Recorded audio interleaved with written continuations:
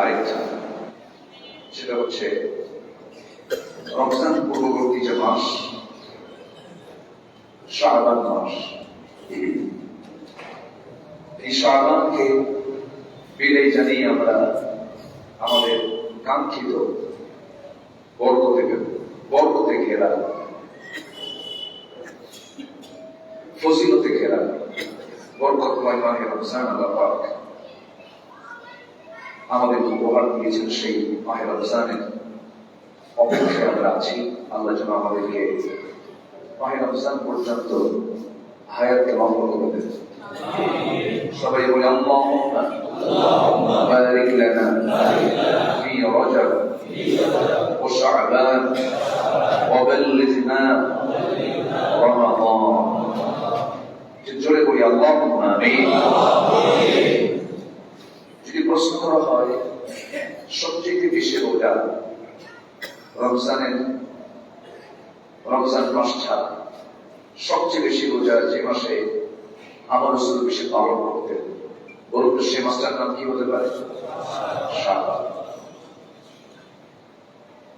এই মাসে আমাদের রমজানের সর্বাত্মক প্রস্তুতি নেওয়া উচিত এবং মাথায় প্ল্যান নেওয়া উচিত যে এই রমজানের মধ্য দিয়ে বিগত সময়ে ঘটে যাওয়া অনাকাঙ্ক্ষিত অপ্রত্যাশিত যে গুণাগুলো, সেই গুণাগুলো যেন রমজান মাসের এই বরকতে, এই মাসের আল্লাহ তাআলা যে সুযোগটা দিয়েছেন, এই সুযোগে যেন আল্লাহ তাআলা আমাদের সকল গুণাগুলোকে যেন আমরা আমাদের তওবার মধ্য দিয়ে, আমাদের আমলের মধ্য দিয়ে, আমাদের সিদ্ধান্তের মধ্য দিয়ে যেন আমরা আল্লাহর কাছ থেকে যেন মাফ করে নিতে পারি। এই চ্যালেঞ্জটাকে আমাদের আগামী রমজানে আল্লাহ এই সুন্দর একটি পরিকল্পনা আমাদের হৃদয়ে অঙ্কন করে দেন। জোরে বলি আল্লাহুম্মা আমিন। সম্মানিত উপস্থিতি, আমরা এই দুনিয়াতে ভালো কাজ করে যাব, এই জন্যই দুনিয়াতে আসা। যদি বলা হয় যে আমাদের দুনিয়াতে আসার লক্ষ্য কি, লিয়াবলুয়াকুম আইয়ুকুম আহসানু আমালা। আল্লাহ তাআলা জীবন মৃত্যু সৃষ্টির মূল লক্ষ্যই, মূল কারণ যেটা করেছেন, আমাদেরকে জীবন এবং মৃত্যু দিয়েছেন করে যেতে, মৃত্যুর পূর্বেই আমাদেরকে এই কাজগুলো করে যেতে হবে। এবং আল্লাহ তাআলা ইন্নাল্লাহা খাবীরুম বিমা তা'মালুন, এরকম করে বিভিন্ন ভাবেই বান্দাকে এনকারেজ করছেন, উৎসাহ দিচ্ছেন, বান্দা ভালো কাজগুলো তুমি করে আমার সামনে হাজির হও। তো এই নেক কাজগুলোর ফলাফল কি? আল্লাহ তাআলা ফলাফলগুলো কিন্তু একটা লোভনীয় বিষয়। আমরা ফলাফল দেখলেই কিন্তু সেই কাজে ঝুঁকে পড়ি। তো নেক কাজ করব, আমি নেক কাজ করব কেন, তার ফলাফলটা কি? আল্লাহ রাব্বুল আলামিন কোরআনে কারীমের বিভিন্ন জায়গায় ফলাফল দিয়েছেন। এই কাজ করলে এই হবে, ভালো কাজগুলো করলে এই প্রাপ্তি তোমার হবে। তো মোটামুটি কোরআনে কারীমের আলোকে আমি 10টা শ্রেষ্ঠ ফলাফল, হয়তো সময় পাবো না অতটুকু, শ্রেষ্ঠ ফলাফল কি কি কোরআনের 10 জায়গায় 10টা আয়াতে ফলাফলটাকে আল্লাহ রাব্বুল আলামিন হাইলাইট করেছেন, যেন বান্দা নেক কাজে যেন ঝুঁকে পড়ে। আমরা কিন্তু যে কোনো আগে একটা ব্যবসার চিন্তা করলে আমরা ভাবি কি জানেন, যে ব্যবসা তো করবো, এটার ফলাফলটা কি, এটার রেজাল্ট আমরা আগে দেখি যে এটার ফলাফলটা কি, এরপরে আমরা কিন্তু সেই কাজে অথবা সেই বিজনেস একটা চিন্তা আমরা মন দেওয়ার চেষ্টা করি। তো আমরা ভালো কাজ করব, কিন্তু এর ফলাফলটা কি এটাই যদি না জানা থাকে, তো ভালো কাজের তো আমরা আগ্রহ হারায় ফেলবো। এই জন্য আল্লাহ রাব্বুল আলামিন এই ভালো কাজের ফলাফলগুলো বিভিন্ন জায়গায় বলেছেন। এর মধ্যে থেকে আমি একটু চুজ করে 10টা ফলাফল আমি আপনাদের সামনে আমি উপস্থাপন করতে চাচ্ছি। সম্মানিত ভাইয়েরা, যেরকম আল্লাহ রাব্বুল আলামিন যদি কাউকে ভালোবাসেন, আল্লাহ যদি কাউকে ভালোবাসেন, তার কি আর কিছু লাগে বলেন তো? এদিকে শ্রেষ্ঠ পাওয়া না? শ্রেষ্ঠ পাওয়া। কিন্তু আল্লাহ রাব্বুল আলামিন বলেন وأنفقوا في سبيل الله ولا تلقوا بأيديكم إلى التهلكة وأحسنوا إن الله يحب المحسنين জোরে বলুন আল্লাহু আকবার। সূরা আল বাকারা আয়াত নম্বর 195।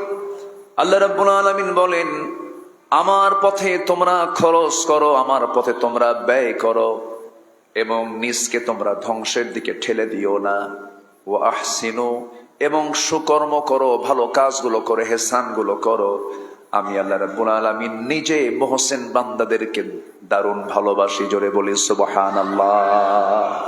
তাহলে এক নাম্বার পাওয়া গেল কি, যে আল্লাহর ভালোবাসা প্রাপ্তি।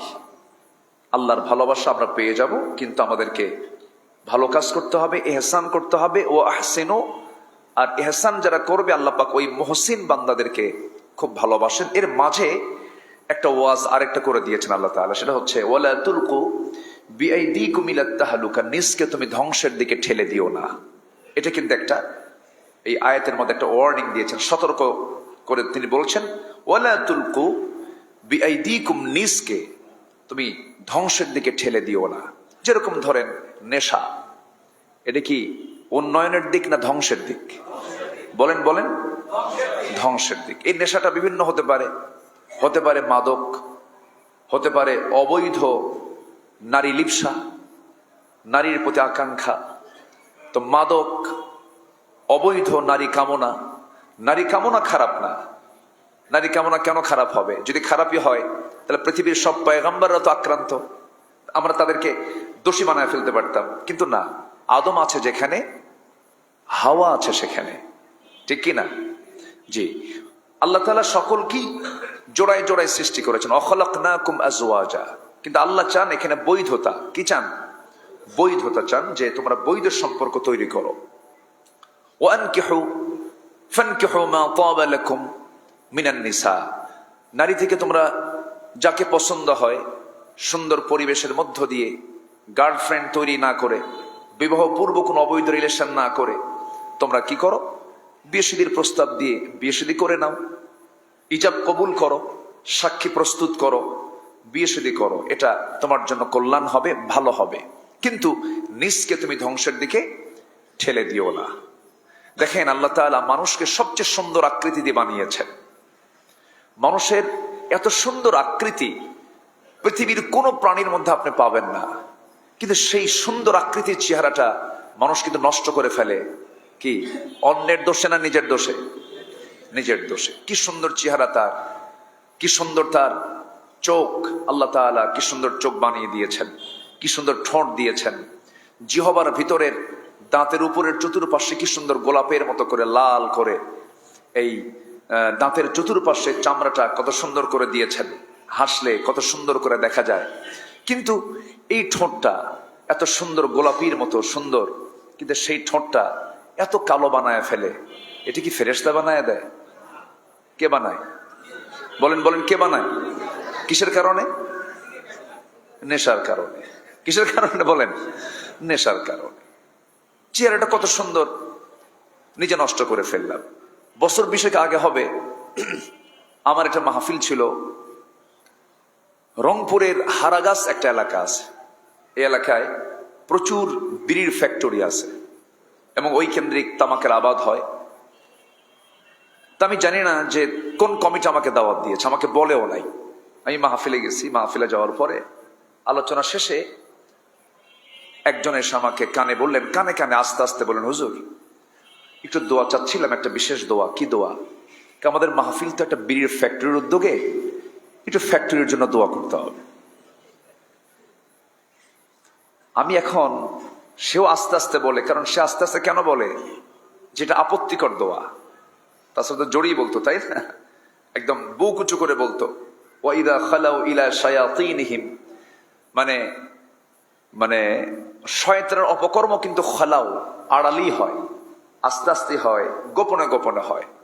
তো আমাকে যখন এই কথা বললো, তখন আমিও তার কানটা ধরে মাথাটা টান দিয়ে কানে কানে বললাম, ভাই আজকে এই দোয়া করা যাবে না। কি কথা কি বুঝতেছেন? আমিও কোনো মতো তাকে একটু বুঝায়া চলে আসলাম। আপনি চিন্তা করেন, ওয়ালা তুলকু বিআইদিকুম ইলা তাহলুকা, নিজকে তুমি ধ্বংসের দিকে ঠেলে দিও না। এই আয়াতের খেলাফ কাজ বান্দা কি পরিমাণ করছে। শুধু আপনি টোবাকো, শুধু আপনি বিড়ির যদি হিসাবটা নেন, আমার দেশের বাজেটকে সামনে রেখে শুধু যদি নেশার দিকে আপনি যদি একটু খেয়াল করেন, তাহলে আমার দেশে শত শত নয়, হাজার হাজার কোটি টাকা শুধুমাত্র মানুষ নেশার পেছনে খরচ করে। অথচ এটা কি কোনো কাম না অকাম? বলেন তো, কোনো কাম না অকাম? শরীরের জন্য ক্ষতি না উপকার? বলেন, তাহলে মূলত আমাদের এটাকে লস না লাভ? বলেন বলেন, লাভ না লস? আল্লাহ বলে দিচ্ছেন তুমি এটা করতে যেও না, ক্ষতি হয়ে যাবে। কুষ্টিয়ার দিকে এই তামাক গাছের কিছু আবাদ আছে। আমি এক আবাদের ওই জমির পাশে দিয়ে যাচ্ছিলাম, একদম ভাবলাম যে এই এত বিশাল বিশাল জমি তামাকের আবাদ হয়। তামাকের গাছ আপনারা দেখছেন কিনা জানি না, তামাকের গাছ কিন্তু খুব সজীব, সবুজ পাতা, মনে হয় মানে এত তরুতাজা, মানে এত তরুতাজা পাতা, যেরকম লাউ গাছের পাতাগুলো আছে তরুতাজা, একদিনেই অনেক বড় হয়ে যায়। তো এই তামাকের পাতাটা খুবই তরুতাজা এবং সজীব, একদম সাজা, মানে কি সবুজ, মানে কোনো ওর মধ্যে কোনো ভেজাল ভুজাল নাই, এরকম মনে হয়, খুব সজীব পাতা। তো আমি এই পাতা দেখে আমি ওখানকার একজন চাষিকে বললাম, ভাই যে এত সুন্দর আপনারা আবাদ করেছেন, ভালো কথা, কিন্তু এই পাতাগুলো কোনো বেড়া নাই, কোনো গার্ড ওয়াল নাই, কিছু নাই, এগুলো কি ছাগল গরু খায় না? কুত্তাও খায় না? কি কথা কি বুঝছিস না? এই কুত্তাও খায় না, মানে ছাগল গরু বোঝে যে এটার ক্ষতিকর দিকটা কি, ছাগলও বোঝে, গরুও বোঝে, কিন্তু কে বোঝে না? কে বোঝে না বলেন? দেখেন, এই কথাটা আল্লাহ তাআলা কিন্তু নিজে বলছেন, উলাইকা কাল আনআম বাল হুম আযাল, এরা চতুষ্পদ জন্তু অথবা এর চেয়েও খারাপ। কাকে মিন করছেন আল্লাহ বলেন তো? মানুষকে। তাহলে এটা কি, হয়তো আমি উদাহরণ দিতে নিয়ে কথাটা একটু হয়তোবা একটু মানে ধাক্কার দিকে গেলাম, কিন্তু এই ধাক্কা কি আমার ধাক্কা না আল্লাহর ধাক্কা? বলেন কার ধাক্কা বলেন? যারা দেখেও দেখে না, শুনেও শোনে না, বুঝেও বোঝে না, তারা হচ্ছে চতুষ্পদ জন্তু অথবা এর চাইতেও বাল হুম আযাল, এর চেয়েও নিকৃষ্ট। এটা পাখি আল্লাহকে চেনে, পাখি আল্লাহর জিকির করে, কুল্লু কদ আলিমা সলাতাহু ওয়া তাসবিহাহু। একটা জীবজন্তু আল্লাহকে চেনে, কোনো নাফরমানি করে না, কিন্তু বান্দার মধ্যেই খুব নাফরমানি। এজন্য আল্লাহ তাআলার ভালোবাসা প্রাপ্তির জন্য নিজকে ধ্বংসের দিকে ঠেলে দেওয়া যাবে না, এক নাম্বার। এবং ইহসান করব আমরা, তাহলে ভালোবাসা পাবো কার? কম কথা, আল্লাহু ইন্নাল্লাহা ইউহিব্বুল মুহসিনিন। আল্লাহ যদি কাউকে ভালোবাসেন, বলেন তো এখানে আর কাউকে লাগে? আমার আর কাউকে লাগে? নাম্বার 2 হলো সৎকর্ম যারা করবে, অফুরন্ত নিয়ামতে পরিপূর্ণ জান্নাতের সুসংবাদ আল্লাহ রাব্বুল আলামিন দিয়েছেন। ওয়াবাশশিরিল্লাযীনা আমানু ওয়া আমিলুস সালিহাতি আন্না লাহুম জান্নাতিন তাজরি মিন তাহতিহাল আনহার কুল্লামা রুজিকু মিনহা মিন সামারাতির রিজকান قالوا هذا الذي رزقنا من قبل وأتوا به متشابها ولهم فيها أزواج مطهرة وهم فيها خالدون جنبون الله أكبر سورة البقرة আয়াত নাম্বার 25। মহান রব্বুল আলামিন রাসূলকে জানিয়ে দিচ্ছেন, অবশ্যই হে রাসূল আপনি সংবাদ দেন, ঈমান যারা এনেছে, নেক আমল যারা করেছে, তাদের কেমন জান্নাতের, যে জান্নাতের নিচ দিয়ে নহর প্রবাহিত, এমন জান্নাত তাদেরকে আমি দেব যা ইতিপূর্বে কাউকে দেওয়া হয় না, এমন রিজিক আমি তাদের জন্য রেখে দিয়েছি। এবং ওয়ালাহুম ফিহা আজওয়াজুম মুতাহহারা, সেই জায়গায় থাকবে পবিত্রা নারী, পবিত্র স্ত্রীগণ, যাদের সাথে আল্লাহ রাব্বুল আলামিন জান্নাতের মধ্যে বিয়ে পড়ায় দিবেন জান্নাতীদের, জোরে কোন সুবহানাল্লাহ। সেখানেও কি পড়ায় দেওয়া হবে? বিয়ে পড়ায় দেওয়া হবে, কিন্তু জান্নাতেও বিয়ে পড়ায় দেওয়া হবে। তাহলে সব জায়গায় একটা অবশ্যই বিয়ের গুরুত্ব আছে না নাই বলেন তো? আছে। বিবাহ বহির্ভূত কোনো সম্পর্ক বরকতময় হতে পারে না। সম্মানিত ভাইয়েরা, তাহলে জান্নাতের মধ্যে আল্লাহ রাব্বুল আলামিন দেখেন পবিত্র স্ত্রী রেখেছেন, লাম ইয়াতমিসহুন্না ইনসুন ক্বাবলাহুম ওয়ালা জান্নুন, এবং যাকে ইতিপূর্বে কোনো জিন এবং ইনসান কখনো স্পর্শ করেনি, এমন ডাহুক ডাহুক চক্ষুওয়ালা এবং আকর্ষণীয় চেহারাওয়ালা তোমাকে সেই জান্নাতের নারী তোমাকে দেওয়া হবে। জোরে বলে সুবহানাল্লাহ। এই সমস্ত কথাগুলো শুনে নাস্তিকরা হাসে আর কয় হুজুরদের গল্প শোনো, এরকম করে বলে ওরা। কিন্তু এটা তো হুজুরদের গল্প না ভাই, এটা কার গল্প বলেন? এটা কার গল্প বলেন? আল্লাহর গল্প। আল্লাহ বলে দিয়েছেন। ওরা বোঝে না, জানে না, এগুলো নিয়ে এই মানে একটু হেয় করে, বিদ্রুপ করে। কিন্তু ইমানদারের কাছে এর চাইতে বড় পাওয়া কি আর কিছু আছে বলেন তো? আমি আল্লাহকে পেয়ে যাচ্ছি, একটা আমরা আল্লাহর ভালোবাসা পেয়ে যাচ্ছি, জান্নাতে থাকবো আমরা চিরকাল। থাকবেন না সবাই? সবাই থাকতে রাজি আছেন না ভাই? জোরে বলি ইনশাআল্লাহ। ইনশাআল্লাহ। নাম্বার 3, সৎকর্মের মাধ্যমে গুনাহ মাফ হয়। ফলাফল তো আজকের নেক আমলের কি ফলাফল? 1 নম্বর ভালোবাসা, নাম্বার 2 হলো জান্নাত লাভ, নাম্বার 3 হলো গুনাহ মাফ হয়ে যাবে। একটা মানুষ তাহাজ্জুদ পড়ে জিকির আজগার করে যতটুকু আল্লাহর কাছে সে পার পাবে, তার চাইতে বেশি পার পাবে হচ্ছে হুসনে খুলক, উন্নত চরিত্র দিয়ে। কারো যদি উন্নত চরিত্র থাকে, তার যদি কিছু নফল বাদ যায়, কিছু জিকির আজগার বাদ যায়, অন্য কোনো কিছু যদি বাদও পড়ে যায়, নেক আমল তাকে জান্নাতের পাল্লা ভারী করে জান্নাতে নিয়ে যাবে। ফাম্মা মান সাকুলাত মাওয়াজিনুহু ফাহুয়া ফি ঈশাতির রাদিয়া। মানে হুসনে খুলকটা হচ্ছে, উন্নত চরিত্র হচ্ছে এত ওজনওয়ালা যে সকল আমলের চাইতে বেশি ওজনওয়ালা হবে হচ্ছে হুসনে খুলক, উন্নত চরিত্র। নারীর দিকে চেয়ে থাকে না, হারাম খায় না, সন্ত্রাসকে লালন করে না, মানুষের সম্পদে হানা দেয় না, জোর কইরা মানুষের কাছ থেকে টাকা দাবি করে না। আস্তে কন কোন ঠিক কিনা? এই সমস্ত কাজ যারা না করে, কার ভয়ে? আল্লাহর ভয়ে। অনেকে ভাবে কি জানেন, মানুষের কাছ থেকে মাসে মাসে টাকা তোলা এটা একটা আমার অধিকার, এরকম মনে করে। কিন্তু অনেকে এরকম আছে না বলেন তো, যে আমি এলাকার একটা বিশাল গণ্যমান্য ব্যক্তি, ওর কাছ থেকে টাকা নেব, আমারে দেবে না কেন, আমি তো ভিআইপি। তো এটা ভাবে যে এটা মনে হয় আমার জন্য বৈধ অধিকার, এবং নামের আগে কিন্তু হাজিও আছে। আবার নামের আগে কি আছে? হাজি। কিন্তু টাকা তুলে তুলে খায়। ওরা হচ্ছে মানে ফকিরি, ওটা একটা ফকির, কিন্তু জোর করে ভিক্ষা করে। কি করে? জোর করে।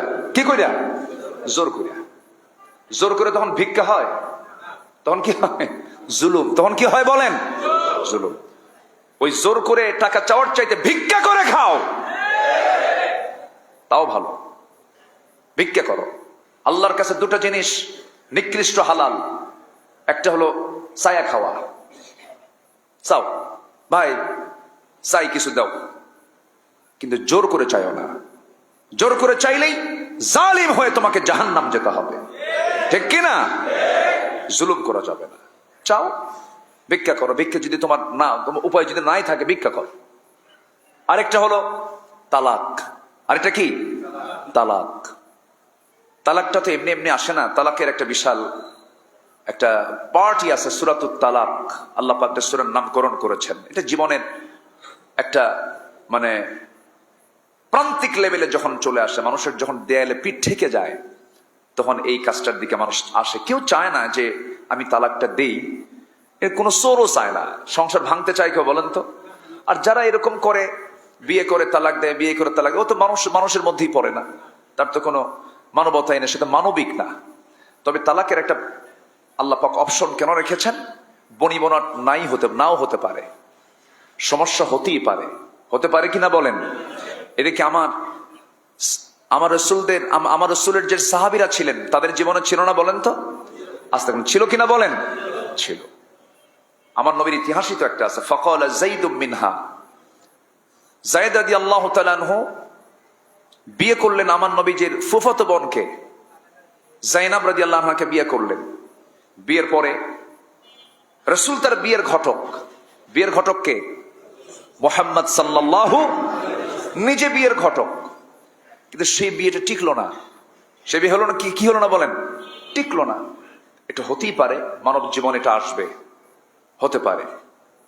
এরপর সে টিকলো না, ওনাকে তালাক দেওয়া হলো। উনি তালাক প্রাপ্ত হয়ে বাড়িতে ফিরলেন। আল্লাহ তাআলা কি সিদ্ধান্ত নিলেন দেখেন। হে রাসূল, জাইনাব বিনতে জাহাশের জন্য আল্লাহর পক্ষ থেকে ফয়সালা হয়ে গেছে, আপনি তাকে বিয়ে করুন। যেরকম সুবহানাল্লাহ। এখানে একটা প্রেক্ষাপট আছে, আমি একটু না বললে হবে না, আবার ভুল বুঝবেন। এটা নিয়েও কিন্তু নাস্তিকরা বহু তোড়জোড় চালায়, বহু কিছু চালায়। এখানে আল্লাহ তাআলা আমার রাসূলকে দিয়ে শরীয়তটাকে পূর্ণ করেছেন। আল্লাহ তাআলা তাকে দিয়ে শরীয়ত পূর্ণ করেছেন। তখন আরবের জাহেলি যুগে পালক পুত্র নিজের পুত্র মতো মনে করা হতো এবং তাদেরকে সম্পত্তির ভাগাভাগি করে দেওয়া হতো। পালক পুত্র যে নিজের পুত্র না, পালক পুত্র যে নিজের সহোদরের সন্তানের, কি বলে, নিজের ঔরসজাত সন্তানের সমতুল্য হতে পারে না। তখনকার ওই সমাজে এই শরিয়তের হুকুমকে প্রতিষ্ঠার জন্য আল্লাহ তাআলা এই বিয়ের হুকুমটা করেছেন। জোরে বলি সুবহানাল্লাহ। আচ্ছা, আমার রাসূল বিয়ে করেছেন, একাধিক বিয়ে করেছেন, কিন্তু ওনার যে প্রথম স্ত্রী ছিল, উনি কি আমার নবীর চাইতে বয়সে কম না বেশি? কত বেশি বলেন?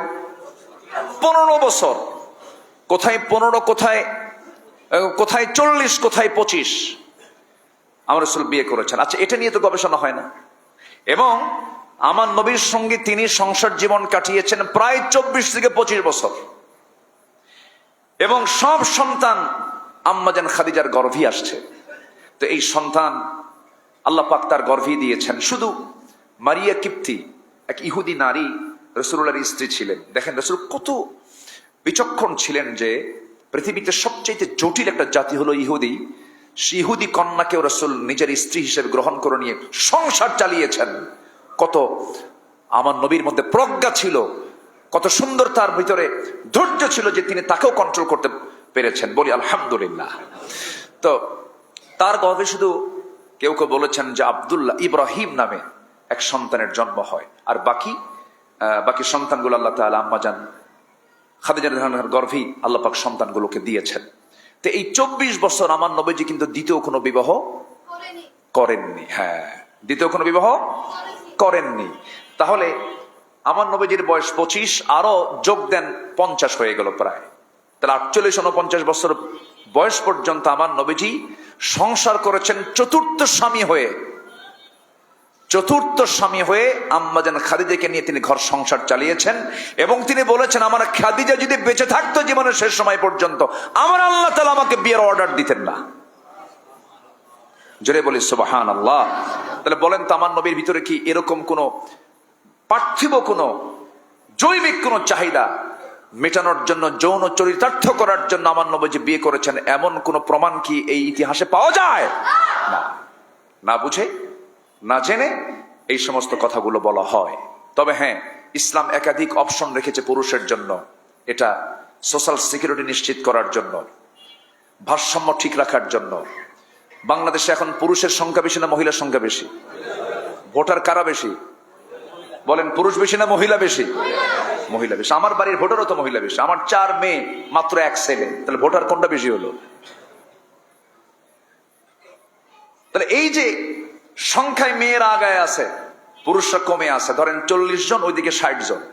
তাহলে 40-40-80 জোড়া জোড়া মিলল, আর বাকি 20টা কি হবে? জাতীয় সম্পদ। হ্যাঁ, তারা কি জাতীয় সম্পদ হবে না? অবশ্যই তাদের সোশ্যাল সিকিউরিটি, তাদের বিয়ের ব্যবস্থা করার দরকার আছে না নাই? ইসলাম কি সার্বজনীন নয়? ইসলাম তো সার্বজনীন। আল্লাহ তাআলা জানেন জনসংখ্যা কি হবে, সংখ্যা কি হবে, সব কিছু ব্যালেন্স করে আল্লাহ তাআলা বিয়ের অনুমতি দিয়েছেন। না বুঝে এই সমস্ত কথাগুলো বলা হয়। প্রসঙ্গ আসলে এই জন্য বলে ফেললাম। সম্মানিত ভাইয়েরা, তাহলে সৎকর্মের মধ্য দিয়ে নাম্বার 3, গুনাহ মাফ হয়। কি মাফ হয় বলেন? গুনাহ মাফ হয়ে যায়। আল্লাহ রাব্বুল আলামিন বলেন, وأقم الصلاة طرفي النهار وزلفا من الليل إن الحسنات يذهبن السيئات ذلك ذكرى للذاكرين জোরে বলুন আল্লাহু আকবার। সূরা হুদ 114। কোন বান্দা যদি ভালো কাজ করে সাইয়্যাতকে মিটিয়ে দেয়, ভালো কাজ যখন চলে আসে সাইয়্যাত সেখান থেকে চলে যায়। আল্লাহ পাক আরেক জায়গায় বলছেন ইবাদদিনাল্লাহু সাইয়্যাতিহিম হাসানাত। আল্লাহ রাব্বুল আলামিন কোন বান্দা যদি ভালো কাজ করে, সেই ভালো কাজ মন্দ কাজকে মিটিয়ে দিয়ে আল্লাহ রাব্বুল আলামিন তার গুনাহগুলোকে সওয়াব বানায় দিবেন। জোরে বলেন সুবহানাল্লাহ। শর্ত হলো নেক আমল করব। আমরা কি আমল করব বলেন? নেক আমল। শুধু নেক আমল মানে আমরা বুঝবো না নামাজ, নেক আমল মানে শুধু বুঝবো না রোজা, নেক আমল মানে শুধু বুঝবো না আমি যাকাত দেওয়া, নেক আমল মানে শুধু বুঝবো না মুস্কে হাসি মারা, নেক আমল মানে শুধু বুঝবো না যে কি বলে রমজান মাসে রোজা রাখা। নেক আমল কি? যেটাই ভালো, যেটাই ন্যায়, যেটাই কল্যাণ, সেটাই হচ্ছে নেক আমল। সেটা কি বলেন? নেক আমল। একটু গুরুত্ব দিয়ে আমার এই কথাটা একটু শুনবেন। ও এটা যাচ্ছে না মসজিদের এবং কি বলে মক্তব। আচ্ছা, মসজিদ এবং মক্তব দুটো অপশন যাচ্ছে, একটু দানের ব্যাগ যাচ্ছে। আমরা সবাই একটু মনোযোগী হয়ে শাবান মাসে একটু বেশি বেশি করে আমরা দান করার চেষ্টা করব। জোরে বলি ইনশাআল্লাহ। একটু জিকির করি লা ইলাহা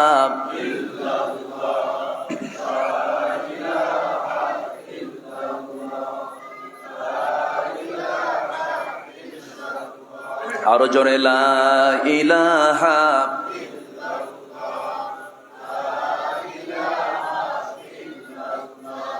লা ইলাহা ইল্লাল্লাহু মুহাম্মাদুর রাসূলুল্লাহ সাল্লাল্লাহু আলাইহি ওয়াসাল্লাম। তো নেক আমল আমরা অনেকে বুঝি যে আনুষ্ঠানিক কিছু ইবাদত করলে আমার নেক আমল হয়ে গেল। জুমার দিন নামাজ পড়লাম, এ তো নেক আমল তো হয়ে গেল। রাতের বেলা না হয় মদের বোতল নিয়ে বসে থাকবে, এটা আবার কি হবে? এরকম চেতনা লালনকারী কিছু বান্দা আছে। আল্লাহর হুকুম মানতে হবে 1 ঘন্টা না 24 ঘন্টা? বলেন বলেন বলেন বলেন। আল্লাহর হুকুম মানতে হবে 1 ঘন্টা না 24 ঘন্টা? সামনে যে 12 তারিখ আসতেছে, ওই দিন কি ইবাদত নাই? আসতে ওই দিন কি একটা ইবাদত নাই? নেক আমল আছে না নাই? ওটা তো দিনের বাইরে না, কোন কাজ দিনের বাইরে নাই। আপনি ভাববেন না যে এই কাজটা ইসলামের ভিতরে না, সব কাজ সেটাই ইসলাম, যেটাই নেক আমল, যেটাই ভালো। আলহামদুলিল্লাহ বলেন।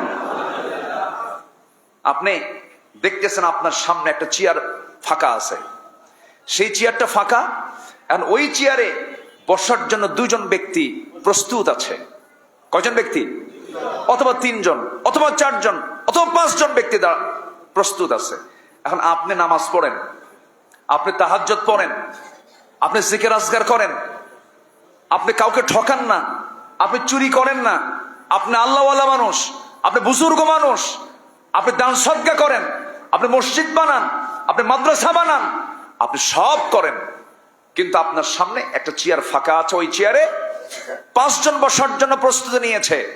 একজন গাঁজা খায়, একজন মদ খায়, একজন চুরি করে, একজন সন্ত্রাসী, একজন খুনি, একজন আমাদের খেয়ানত করে, আরেকজন ভালো মানুষ আল্লাহওয়ালা।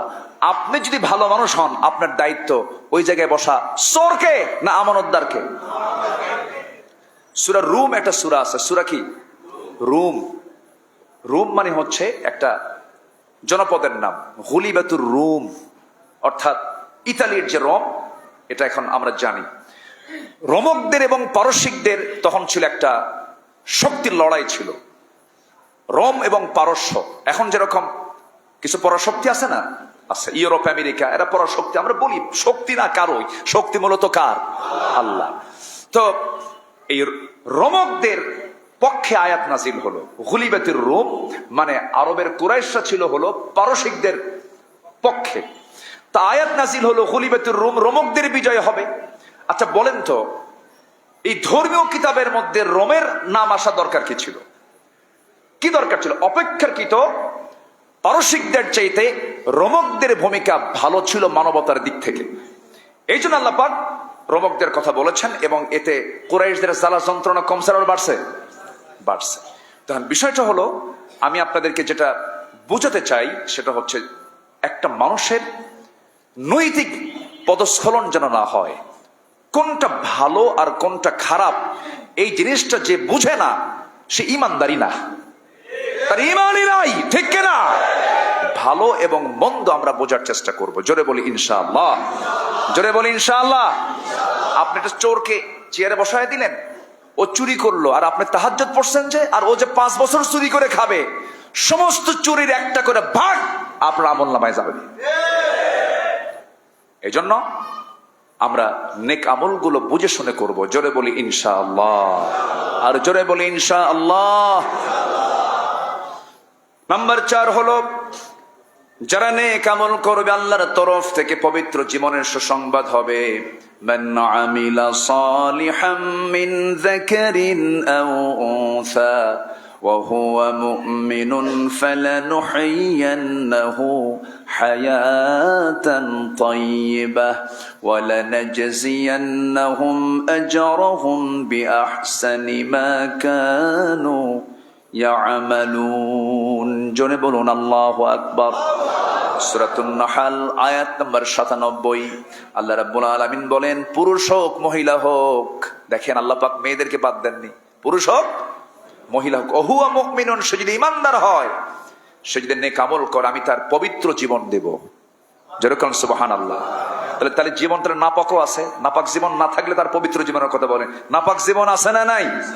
আছে। টাকা আছে কিন্তু জীবনটা নাপাক, টাকা আছে জীবনটা কি নাপাক। এরকম নাপাক জীবন আছে না নাই? টাকা আছে কিন্তু শান্তি নাই। এটা টাকা যার থাকে এটাও রিজেক, টাকা অর্থ সম্পদ থাকে এটা রিজেক, কিন্তু সর্বনিম্ন রিজেক, এটা সর্বনিম্ন, যেটাকে নিয়ে আমরা বেশি মাথা ঘামাই, সর্বনিম্ন রিজেক এটা। সর্বোচ্চ রিজেক হলো কি জানেন? সুস্থতা। বলি আলহামদুলিল্লাহ। সর্বোচ্চ রিজেক কি বলেন? সুস্থতা, আমরা ভালো আছি, এটাই সবচেয়ে বড় একটা রিজেক। এটা গোটা দুনিয়া আপনার নামে দলিল হইছে, কিন্তু আপনার ক্যান্সার ধরা পড়ছে, আপনি প্রয়োজনে বলবেন গোটা দুনিয়া তুই নিয়ে নে, আমার ক্যান্সার মুক্ত বানায় দে। তাহলে সুস্থতা হচ্ছে সর্বোচ্চ একটা রিজেক। রিজেক, সুস্থতা রিজেক না? রিজেক তো। নাম্বার 3 হলো সর্বোত্তম স্তর রিজেকের, পুণ্যবানী স্ত্রী এবং পরিশুদ্ধ নেক সন্তান। এটা হচ্ছে মানে সর্বোত্তম একটা স্তর, যার নেক স্ত্রী আছে এবং নেক সন্তান আছে। চক্ষু শীতল করে দেয় স্ত্রীর দিকে তাকালে, চক্ষু শীতল করে দেয় সন্তান দিক তাকালে। এমন রিজেক যার আছে সে বড় ভাগ্যবান। বলি আলহামদুলিল্লাহ। আল্লাহ আমাদের প্রত্যেক পরিবারের সন্তান স্ত্রীগুলোকে চক্ষু শীতলকারী বানায় দাও, একসঙ্গে জান্নাতে থাকার তৌফিক দিয়ে দাও। জোরে বলি আল্লাহুম্মা আমিন। আজকের এই প্রেজেন্ট ওয়ার্ল্ডে, অ্যাবস্টেইন ফাইলসের এই যুগে, এই নোংরামির দুনিয়ায় আপনার সন্তান কখন যেন নষ্ট হয়ে যায়, খুব সাবধান থাকতে হবে, খুব সাবধান। কে কখন আক্রান্ত হবেন। অনলাইনের দুনিয়া সবচাইতে বড় আজকে ইবাদত হলো চোখটাকে গুনাহ থেকে বাঁচায় রাখা। চোখ, ইয়াকুদ্দু মিন আবসারিহিম ওয়া ইয়াহফাযু ফুরুজাহুম। আপনি হয়তো স্বপ্নও ভাবেন নাই আপনার সন্তান কোন দিকে নষ্ট হয়ে যাচ্ছে, আপনি তো খেয়ালও করেন নাই, কিন্তু প্রযুক্তির এই মিসইউজের কারণে সন্তানগুলো ধ্বংসের দিকে চলে যাচ্ছে। এজন্য পরিবারকে সময় দিতে হবে, এটাও একটা ইনভেস্ট, এটাও একটা আপনার সময়কে ব্যয় করার একটা জায়গা। পরিবারের পিছনে আপনার টাইম এক্সপেন্ড করতে হবে, সময়কে ব্যয় করতে হবে, ওদের কিনে বসতে হবে, দারসে হাদিস দিতে হবে, দারসে কোরআন দিতে হবে, তাদের সামনে ওয়াজ করতে হবে। ইয়া বুনাইয়া আকিমিস সালাহ ওয়া'মুর বিল মা'রুফ ওয়ানহা আনিল মুনকার ওয়াসবির আলা মা আসাবাক ইন্না যালিকা মিন আজমিল উমুর। ইয়া বুনাইয়া ইন তাকু মিসকালা হাববাতিন মিন খারদালিন। আল্লাহু আকবার বলেন। এই কথাগুলো কোরআনে আছে না নাই? কোন বাপ ওয়াজ করেছেন? কোন বাপ বলেন? এই যে ওয়াজগুলো কোন বাপ করেছেন? সাইয়েদনা লোকমান আলাইহিস সালাতু ওয়াস সালাম এই ওয়াজগুলো করেছেন। আমরা লোকমানের ওয়াজগুলো যদি পরিবারে করি, আর পৃথিবীর কোনো ওয়াজই দরকার নাই, শুধু লোকমানের ওয়াজগুলো কোরআন থেকে বের করবেন, সূরা লোকমান বের করে লোকমান যে ওয়াজ করেছেন ওই ওয়াজগুলো আপনি করেন সন্তানকে, পরিবারকে করেন, আপনার পরিবারটা হবে সবচাইতে রিজিকের সর্বোচ্চ স্তরের একটা পরিবার। আল্লাহ কবুল করুন, জোরে বলি আমিন। আমরা পরিবারকে সময় দেব। ওয়ালিয়াসাকা বাইতুক ওয়াবিকা আলা খাতিআতিক মান নাজা ইয়া রাসূলুল্লাহ। আমি নাজাত পাবো কেমনে? রাসূল বললেন আমসিকা আলাইকা লিসানাক, জিহ্বাকে নিয়ন্ত্রণ করো। ওয়ালিয়াসাকা বাইতুক, তোমার বাড়িকে প্রশস্ত করে ফেলো। ওয়াবিকা আলা খাতিআতিক, তোমার পাপের জন্য তুমি নীরবে নীরবে আল্লাহর কাছে কান্নাকাটি করো। কার কথা? কার কথা? মুহাম্মদ সাল্লাল্লাহু আলাইহি ওয়াসাল্লাম। নাম্বার 4 হলো পরিপূর্ণ স্তর হচ্ছে যে বান্দা আল্লাহকে সন্তুষ্ট করতে পেরেছে। জোরে বলি সুবহানাল্লাহ। এর চেয়ে বড় রিজিক আছে বলেন তো? আল্লাহকে সন্তুষ্ট করতে পারলেই তো ধরেন আমার জান্নাতের মতো একটা বিশাল রিজিক আল্লাহ পাক আমাকে দিয়ে দিবেন। জোরে কোন সুবহানাল্লাহ। এজন্য এই 4টা স্তর। আমরা রিজিক উল্টা পাল্টা বুঝি। রিজিক যদি টাকা পয়সা শুধু হতো, সালমান এফ রহমান সিট হয়ে পড়ে থাকে জেলখানার মধ্যে এখন। হ্যাঁ, সিট হয়ে পড়ে আছে না, টাকা পয়সা তো কম নেই, অনেক কিছুই তো আছে। কিন্তু রিজিকের মাপকাঠি টাকা পয়সা শুধু নয়, রিজিকের মাপকাঠি হচ্ছে 4টা, যেটা আমি 4টা বললাম, এটা মাথায় রাখবেন। আল্লাহ পাক সবাইকে বোঝার তৌফিক দান করুন। জোরে বলি আল্লাহুম্মা আমিন। আমার কথায় কষ্ট পাচ্ছেন নাকি? আমার কথা একটাও না, সব আল্লাহর কথা। কষ্ট পাইলে কিচ্ছু করার না। আমি কোরআনকে হাদিসকে সামনে রেখে কথা বলছি। কষ্ট মনে করলে আপনার বিপদ হবে, আমার কিছু হবে না। অনেকে ওয়াস্টাস করে শেষে কয় আমি যদি কোনো ভুল করে থেকে মাফ করে। মাফ চাবো কেন? আমি কি আমার বাপের কথা কইছি আমি মাফ চাবো? এজন্য আমি যা বলতেছি এটা আমার আল্লাহর কথা বলছি, আমরা এগুলো খেয়াল করব। জোরে বলি ইনশাআল্লাহ। তাহলে ইমানদার ব্যক্তির চেহারা হবে আমার আল্লাহর দেওয়া যে চেহারা, সেই চেহারা নিয়ে থাকবে। ইমানদার ব্যক্তির চেহারা বিকৃত হবে না। ইমানদার ব্যক্তির চেহারা ঠোঁট কালো হবে না। ইমানদার ব্যক্তির চেহারার চোখ লাল হবে না। কারণ বালা মান কাসাবা সাইয়্যাতান ওয়া হাতাত বিহি খাতিআতুহু, যে ব্যক্তি পাপ করবে তার পাপের চিহ্ন চেহারায় ফুটে উঠবে। যার চেহারা কালো হবে, ঠোঁট কালো হবে, কালো বানায় ফেলবে। আমি এটা কালো বলছি না, আল্লাহ কালো বানায় দিয়েছেন। এটা কালো সুন্দর, সাদাও সুন্দর, ব্ল্যাক ডায়মন্ড, হোয়াইট ডায়মন্ড, সবই ডায়মন্ড, আহসান। কিন্তু আপনার ঠোঁটটাকে আপনি বিড়ি খায় কালো বানাবেন, এটা আপনার জন্য অপরাধ। আপনি মদ খায় চেহারা লাল বানাবেন, চোখটা লাল বানাবেন, এটা আপনার জন্য অপরাধ। এগুলো করা যাবে না। ভাইরে, তওবা করে সামনে রমজান মাস, আমরা ফিরে আসব। সবাই রাজি আছেন তো ইনশাআল্লাহ? আল্লাহ কবুল করেন, জোরে বলি আমিন। জীবন কয়টা বলেন? জীবন কয়টা? 2টা হতো না হয়, একটা নষ্ট করে ফেলতেন। জীবন কয়টা বলেন তো? একটা জীবন আমরা সাজায় নেব। ভাইরে, দুনিয়ার তালিকায় কালো তালিকায় নাম গেছে, ওই কালো তালিকার নাম থানা থেকে কোনোদিন যায় না। কি করছে? অমুক দিন অমুক দোকান থেকে 1 লাখ টাকা চাঁদাবাজি করছে, থানায় নোট হয়ে গেছে, কিন্তু ওই নোট কিন্তু সারা জীবন থাকবে ওর থানার তালিকায়। ও এগুলো করে খায়। আপনি তওবা করেন, নামাজ পড়েন, ভালো হয়ে গেছেন, কোনোদিন এগুলো চান না, বরং দান করেন, কিন্তু থানায় কিন্তু এই নামটা থাকবেই চিরকাল। কিন্তু আল্লাহ বলছেন, বান্দা তুই আমার কাছে যত গুনাহ করিস না কেন, আমার কাছে আয়, তওবা করে ফিরায়। চাঁদাবাজির নাম থাকবে না, সন্ত্রাসীর নাম থাকবে না, সুদখোরের নাম থাকবে না, ঘুষখোরের নাম থাকবে না, জেনাকারের নাম থাকবে। আমার জান্নাতি বান্দার তালিকায় তোর নামটা আমি আল্লাহ উঠায় দেব। জোরে বলি সুবহানাল্লাহ। কষ্ট পাচ্ছেন মনে হয় আপনি? একটু ভালো কথাগুলো যদি ভালো মনে না করেন তাহলে তিতা লাগবে, আর ভালো কথাগুলো যদি ভালো মনে করেন তাহলে এটা অনেক ভালো লাগবে। আল্লাহ বোঝার তৌফিক দান করুন, জোরে বলি আমিন। সম্মানিত ভাইয়েরা, নাম্বার 4 হলো আল্লাহর তরফ থেকে পবিত্র জীবনের সুসংবাদ বললাম। নাম্বার 5 হচ্ছে রহমত প্রাপ্তির আশা। আল্লাহ পাক ভালো কাজ করলে আল্লাহ রাব্বুল আলামিন বলছেন আমি রহমত দিয়ে দেব। আল্লাহ রাব্বুল আলামিন বলেন ইন্না রাহমাতাল্লাহি করিবুম মিনাল মুহসিনিন। নাম্বার 6 হলো মন্দ কাজগুলো মিটিয়ে দেওয়া, কর্মের উত্তম ফলাফল প্রদান করা। আল্লাহ রাব্বুল আলামিন বলেন ওয়াল্লাযীনা আমানু ওয়া আমিলুস সালিহাত لنكفرن عنهم سيئاتهم ولنجزينهم أحسن الذي كانوا يعملون। নাম্বার 7 হলো সৎকর্মশীল যারা হবে আখিরাতের সমস্ত ভীতি থেকে তারা নিরাপদ থাকবে, কোনো ভয় তাদের মাঝে থাকবে না। মান জাআ বিল হাসানাতি ফালাহু খায়রুম মিনহা ওয়া হুম মিন ফাজঈ ইয়াওমাইযিন আমিনুন। জোরে বলুন আল্লাহু আকবার। নাম্বার 8 হলো আখিরাত সুখ স্বাচ্ছন্দ্যময় জীবন প্রাপ্তি, আখিরাতে তারা সুখ স্বাচ্ছন্দ্যে জীবনটা পাবে। ইন্নাল আবরারা লাফি নাঈম। সর্বশেষ হলো আল্লাহর সঙ্গে বান্দার সাক্ষাৎ হয়ে যাবে। যেরকম সুবহানাল্লাহ। তাহলে নেক আমলের ফলাফল সর্বশেষ হলো কার সঙ্গে সাক্ষাৎ হবে? সাক্ষাৎ করবেন সবাই আল্লাহর সাথে। কি কোথায় গিয়ে? কোথায় গিয়ে? যেরকম কোথায় গিয়ে? কোথায়?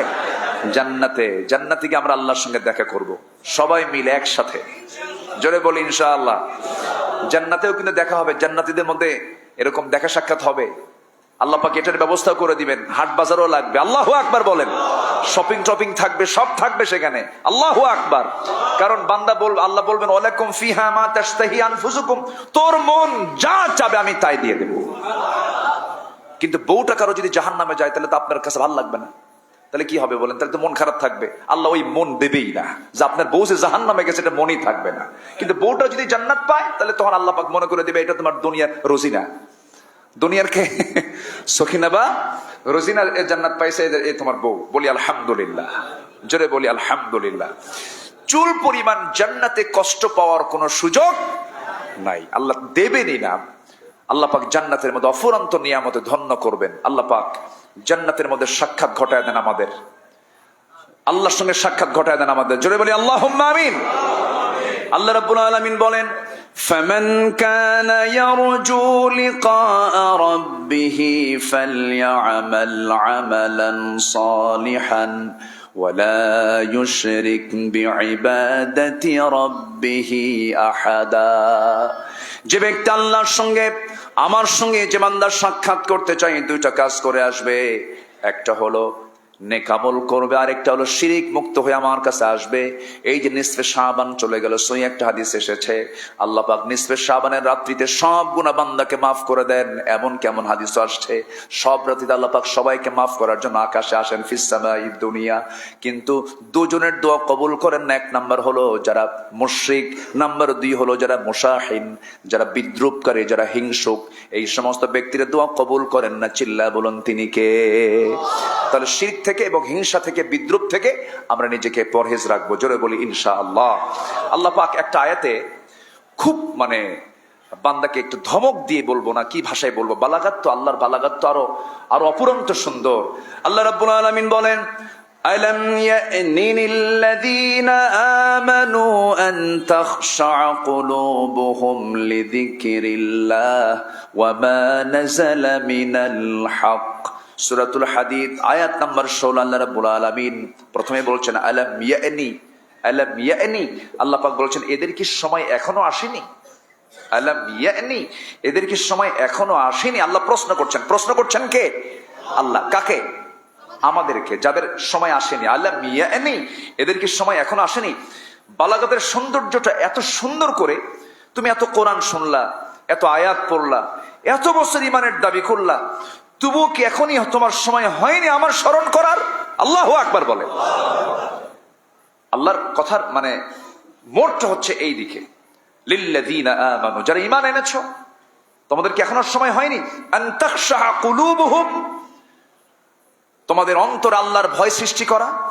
তাখশা শব্দটা খাশিন আইন, এটার মূল মাদ্দা, যার অর্থ হলো ভেঙ্গে যাওয়া, নরম হয়ে যাওয়া, অহংকার গলে যাওয়া। অহংকার কি হয়ে যাওয়া? গলে যাওয়া। আল্লাহর সামনে নিজেকে তুচ্ছ মনে করা। কি মনে করা? তুচ্ছ মনে করা। তো এটা হচ্ছে আন তাখশা কুলুবুহুম। তাহলে আন তাখশা কুলুবুহুম মানে হলো সেই অন্তর কি হয়ে যাওয়া? ভেঙ্গে যাওয়া, নরম হয়ে যাওয়া, অহংকার গলে যাওয়া। আল্লাহর সামনে নিজেকে কি বানানো? তুচ্ছ বানানো। আমি আল্লাহ তোমার কাছে কিচ্ছু না, তুমি আমারে মাফ করে দাও।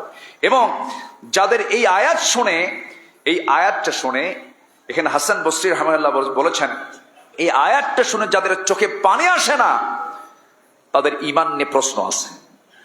হাসান বসরি কথা বলেছেন যে তাদের ঈমান নিয়ে কি আছে? প্রশ্ন আছে। যারা নীরবে আয়াতটা পড়ে যাদের চোখে পানি আসে না তাদের ঈমান নিয়ে প্রশ্ন আছে। আল্লাহু আকবার বলে। আয়াতটা এত কঠিন একটা আয়াত। আল্লাহ পাক সূরা হাদীদের এই আয়াতকে লালন করার তৌফিক সবাইকে দান করুন। জোরে বলি আল্লাহুম্মা আমিন। আরো কিছু নোট ছিল, পারলাম না, সময় তো আজকে নেই। তবে রিজিককে আমরা বন্ধ করতে চাই না চালু করতে চাই? বলেন। রিজিক বন্ধ হয় 20টা কারণে। কয়টা কারণে? আজকে আমি এটা রাখলাম,